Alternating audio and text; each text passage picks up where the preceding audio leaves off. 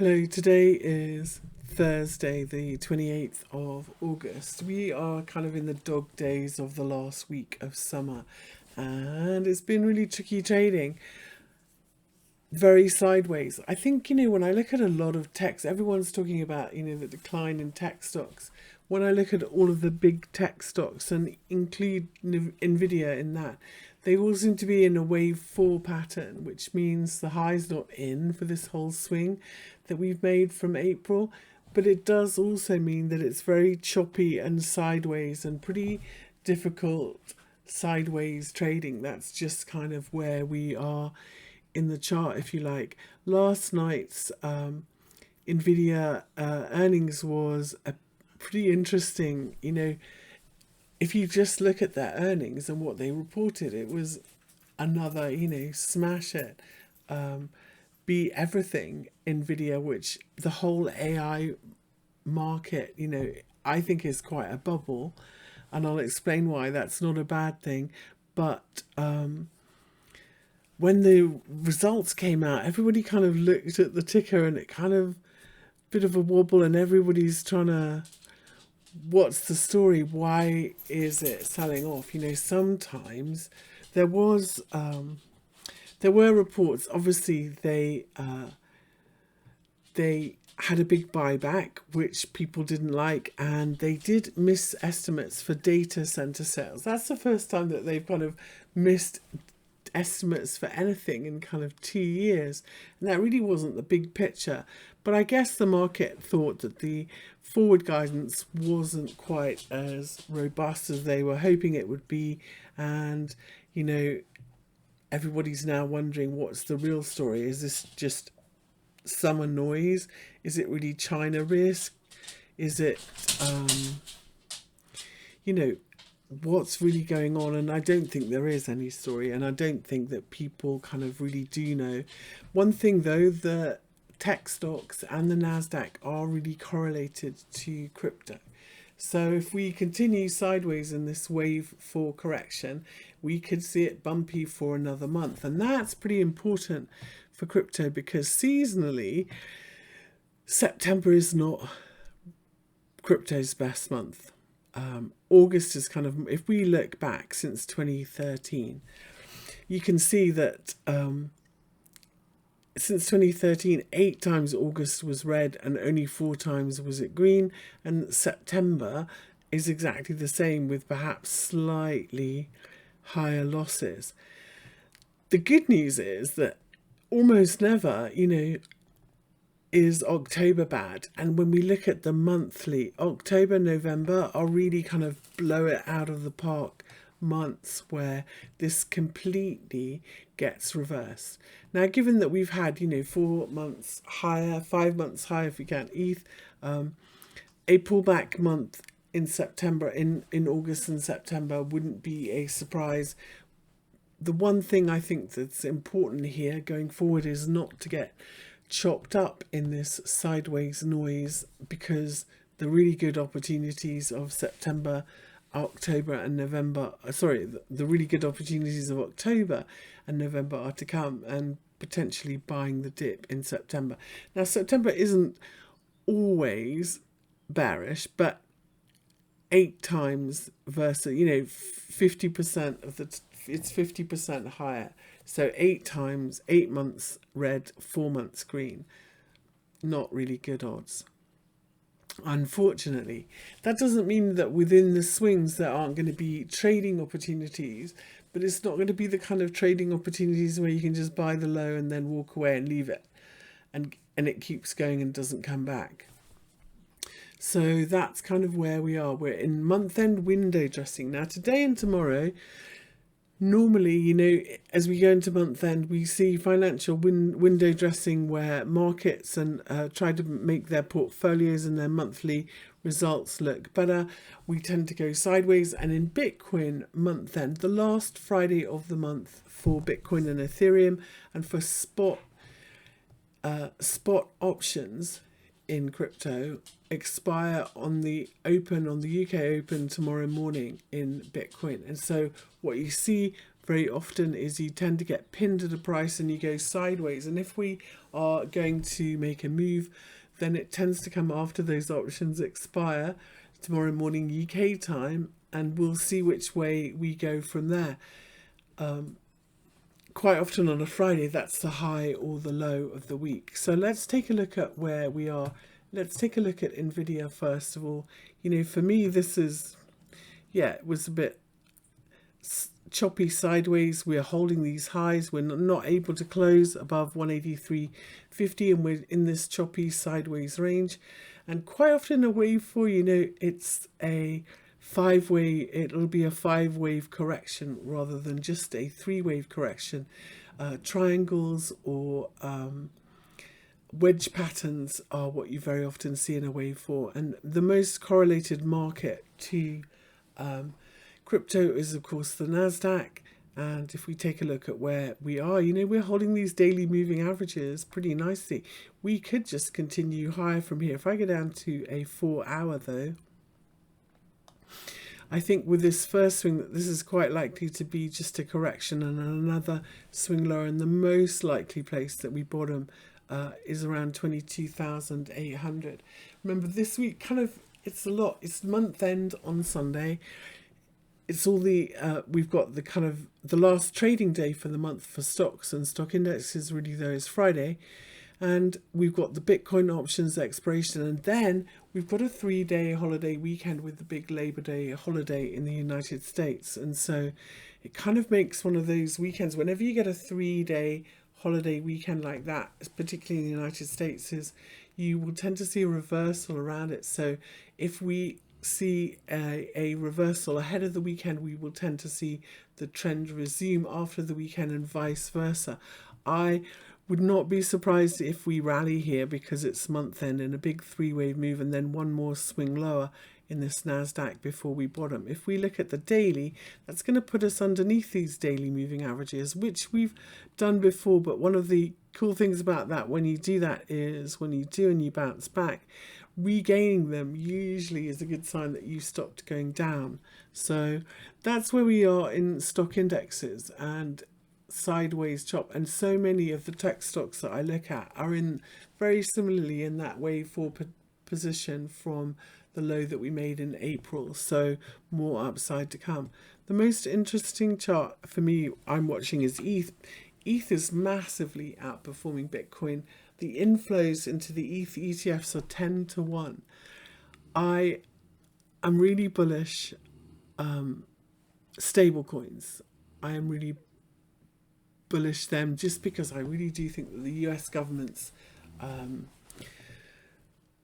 get out of financial trouble is a boom in crypto, which will cause a boom in stable coins, and will be an even bigger buyer of US treasuries, which is what the US government really needs. So considering that 50% of stablecoins are on the ETH platform, that makes me kind of really bullish ETH.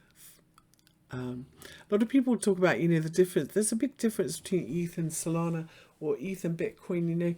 ETH is more of a platform rather than in itself a store of value or a currency. So I am pretty bullish ETH still, and but Bitcoin is still the big boy, and what it does defines where we go, and it usually goes first.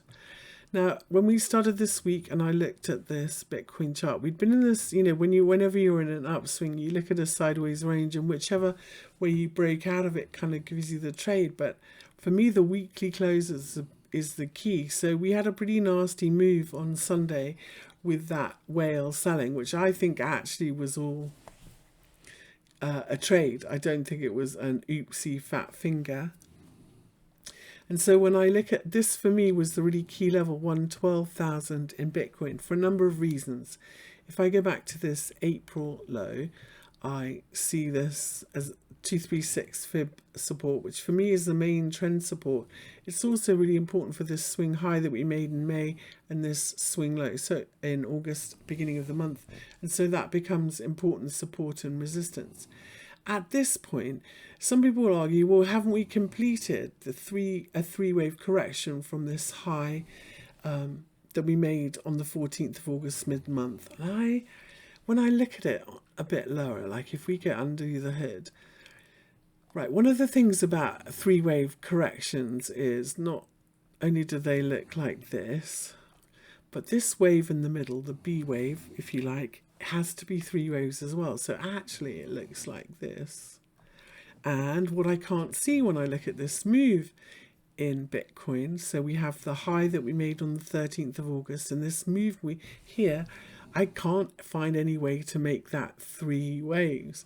Now sometimes in a correction, so we have a drop, and then we have a wave like this, and then we have another wave lower. Sometimes they get a bit funky in the middle. So a standard one, right, would be like that. But sometimes, we'll go flat and we'll go sideways. And sometimes they look like this because we do this. And the three waves get stretched out like that. And so I think that there is a bit of a possibility here in Bitcoin that actually that may be what we're seeing. And one of the clues for me will be if this swing and this swing are equal length. So if we can just do this roughly like this. So if that would bring us up here to about 114,500. And if we continue lower than there, that would, for me, kind of make this a three-wave correction. And that sometimes happens. I talk about, when we trade into a big level, that this is the pattern you often see. So if we say this is our big level up here, sometimes you'll go into it. First reaction, you'll bounce off it. Then you might go back and forward through it. And the reason that you've regained it and holding above is when you do this. You get above and this resistance becomes support. And in the middle, you do a little bit of washing through. So if this, and that works the same in a downswing. So first time into the level, you might bounce off it. And then you might do a bit of washing. And then you might get underneath. And then if it's resistance, you're going to keep going lower. And that's kind of where we are. This was support. Are we going to just wash through this level here? And then we continue lower, and we might even do something like this. This then would be a sell scenario. So I'm kind of looking at Bitcoin and this reaction around this level like that. Now, if I'm wrong, that's the bearish argument. The bullish argument is, well, we've just done a three-wave correction. Ignore this. I don't know, maybe I can't see it even when I look under the hood, this rally that we had on Sunday was just, it's all a little bit too manipulated for me. I'm leaning too low. But if I'm wrong, so say this is a bigger flat correction here. So this, from the high that we made mid-July, in fact, we're looking at something like this. So here's our first swing, here's our second swing. We're going to continue higher again. Well, if we can hold above this 112 level, we can call that a false breakdown and up we go. So I'll be open to that. For me, though, I'm just, the time of the year that we're in, I think we are seeing a little bit of a holiday bounce, and I'm concerned that we may see a bigger pullback. And what does that mean? Especially with the bearish cross of these daily moving averages, the bigger pullback would be back to the 200 moving average, probably back to this swing low, and probably back to that big round number 100,000. But that's for now. Would that be a great buying opportunity for October and November? I think it would be awesome. But that's just where we are. Regaining this level, if we look on the weekly, you can see this was just a little peak underneath the support and resistance level. We're going to hold it. We're going to go sideways a bit longer. One thing you can say when this weekly, whenever you get is this, if we look at this correction and this correction, really they're kind of equal in size. If we're going to keep going, this is kind of where we are. But if we look at the monthly, and we close as a red candle on Sunday, which is the monthly close, as we head into Asian trading, you can see whenever we get a monthly red candle, ever since we made this low in January 2023, it has always been the start of a correction, a bigger correction, the first monthly red candle. Now, even ones that look even like a little doji that really aren't that bearish, it's just usually been the start of a bigger correction. Because the second half of the year following a Bitcoin halving is usually when alt season occurs, so this autumn is when we are supposed to get alt season in whatever asset it's going to be. Sometimes when we get alt season, Bitcoin just goes sideways, and so this wouldn't, this would still be sideways in a really parabolic uptrend, so it wouldn't be the end of the world. And whilst Bitcoin pauses and goes sideways, hopefully the money continues to pour into ETH and to other altcoins. So that's just where we are. A monthly close above this 112 level again would be pretty interesting. So that's how I'm seeing Bitcoin at the moment. Bit of a deeper dive than I was planning. Well, it's pretty cool for this, if you're a candlestick trader. So if you're a candlestick trader and you see a big thrust candle like this with small tails either end, or no tail, even better, then 50% back of this candle very often keeps you in the nut trend. So we did it here. We had this really big thrust candle, and when we came back and tested, we couldn't close more than halfway back. And if we look at the weekly here, if we have a nice recovery, we could argue that the middle of this green thrust candle that we can looking, if we can get our way back, keeps us pretty bullish. We could I'm going to take that away, but that's kind of how I'm going to be watching the monthly close in this one.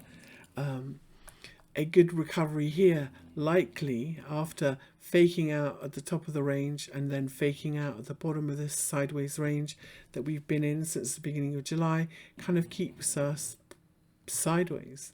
And potentially, you don't see it often, but it is a pattern, a kind of broadening wedge pattern. So this is going to look like this, and this is going to look like this.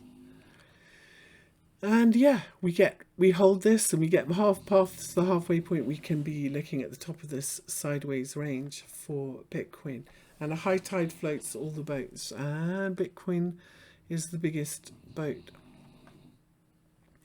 Okay, let's take a look at ETH, because I haven't done it for a while, and for me it's the most interesting and important chart here.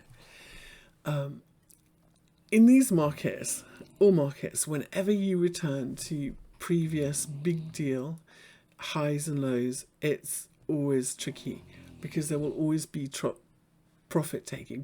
People who bought that level and got burnt, as soon as it gets back to it, will be like, oh, thank God I can get out.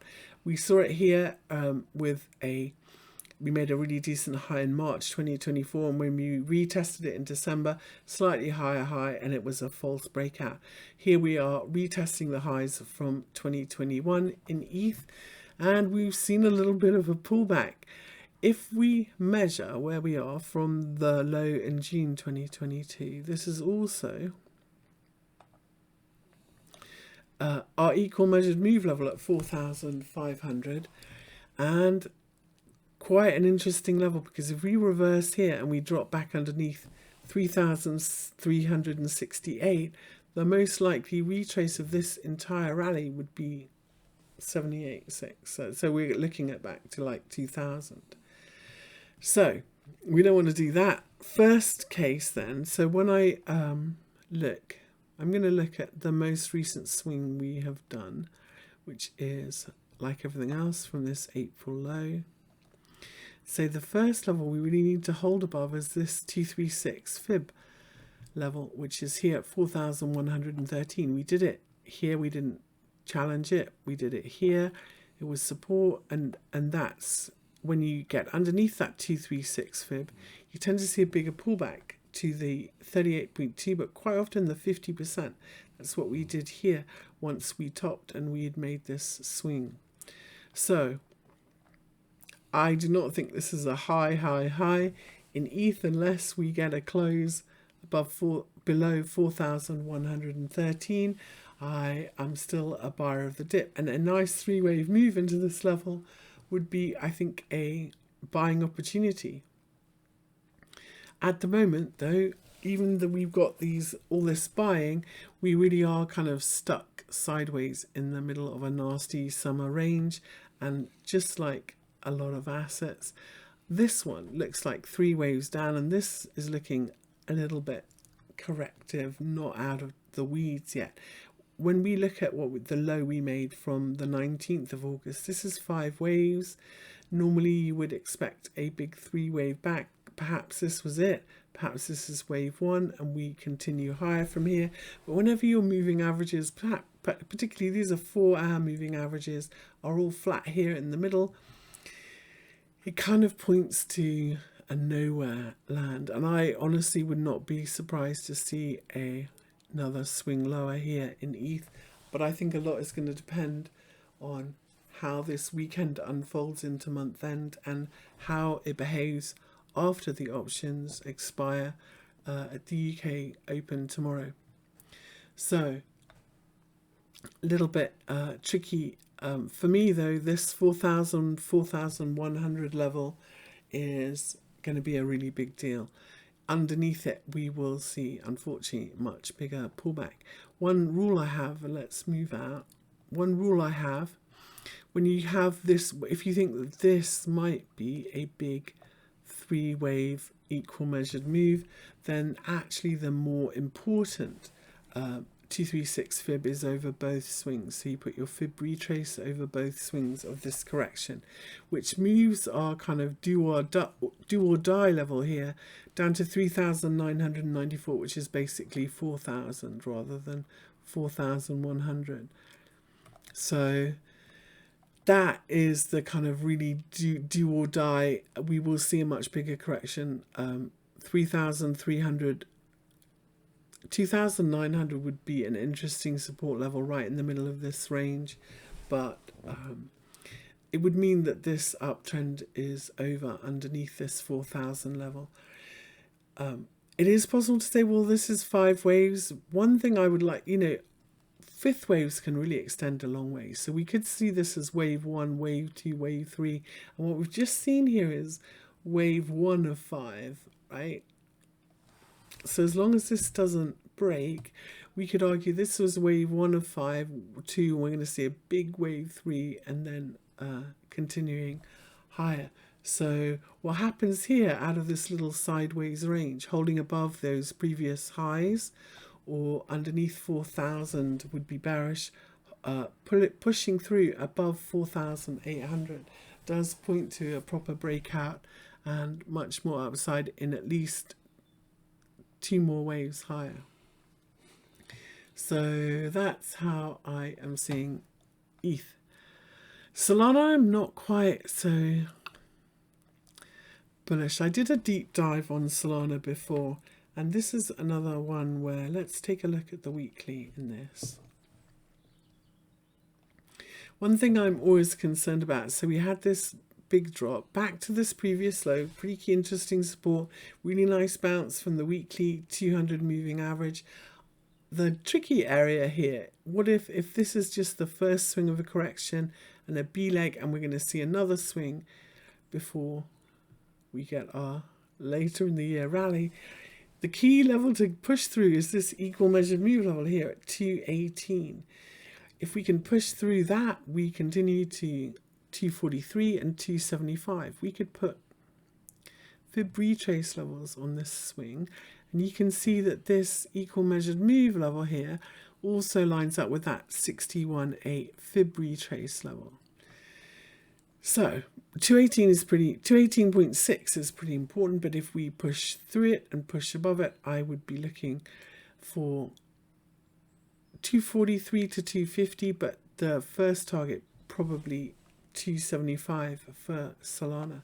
So pretty interesting level. If we look on the daily at what we've done here, we've got into very choppy territory, haven't we? We make a marginal new high above this high, really nasty pullback, marginal new high here, really nasty pullback, this level, I'm just warning you, this 218.6 level could cause that same really nasty pullback. Key support then, if we do that, is 195 in Solana. So 218, if we reverse there, 195 is the support.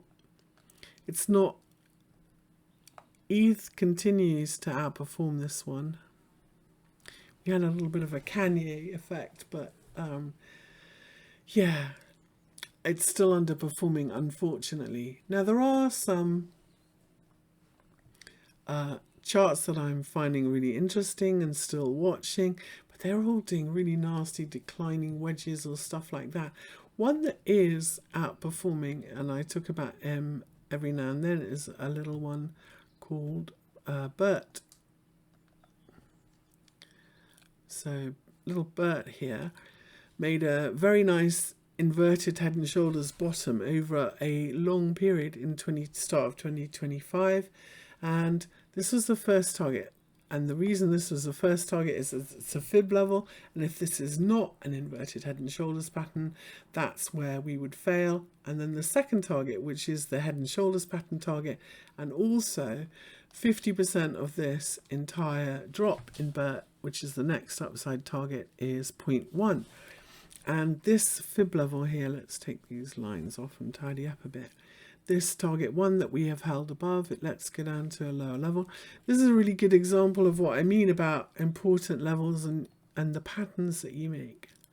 So if we look what BERT did here, first time we tagged this level, really nice pullback, then we did this wash through move. Now we've gotten above it and it's support. This, though, may very likely do, like if everything else makes a bigger three-wave correction, BERT may do the same, but I think it's a buying opportunity, and the 0.1 target is still in play, which, when you consider that the support is down here at 0.07, that's actually a really nice trade. So I'm waiting for that to set up with a buy signal. In the other space, all of the, if we hold up, then there are all of the bigger alts that I'm watching for setups should follow, and I will update them if we get that move. So just watching this weekend and how the month ends, and I think that September could be tricky, but we will get some really decent opportunities coming, and we need to be on it. Okay, I would like to say, if you like daily updates, people, I am at the Macro Trader, Duke of Crypto. You can request any chart you want anytime, and I would like to thank Botunix, whose link is in the my profile, for sponsoring this video. It really helps if you like this. I don't always know if people are watching. Let me know.